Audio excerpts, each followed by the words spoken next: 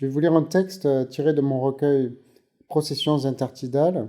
Alors on me demande souvent ce que signifie intertidal.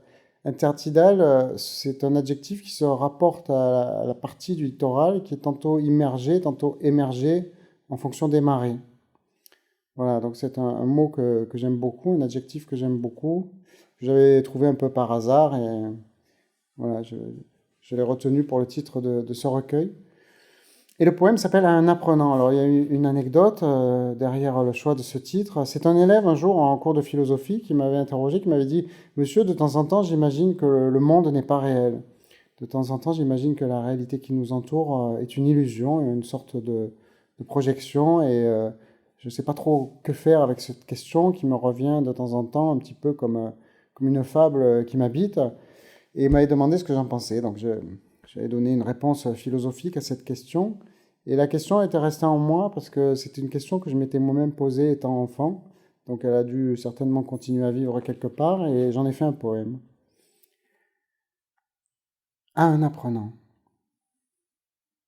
Tandis que des guerres d'amour font rage dans le silence des charmilles, le jeune homme s'approche, l'esprit comme des corbeilles à sac, et considère comme des glaises de ses mains que le monde ne soit pas, que tout soit retiré dans des matières renversées.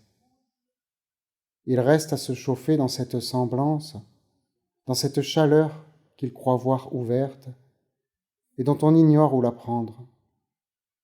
Riche, celui dont le savoir tord insaisissable une surface illuminée.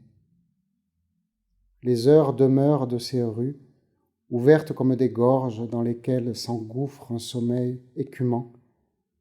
Ces heures où la lumière explose, comme si d'elle dépendaient les bêtes en route et les esprits en chasse. Ce sont les heures inaudibles, les heures même où l'on voit et qui poussent le temps de leur mufle d'incandescence. Mais le monde demeure. Le sommeil des arbres ondoie dans leurs membres. Les chats somnolent, la lèvre rose, sur la corniche illuminée. Un peu d'air vient au front, sourire de la grâce. Les heures qui demeuraient rient comme des copeaux pour la lumière semblable et la lumière changée.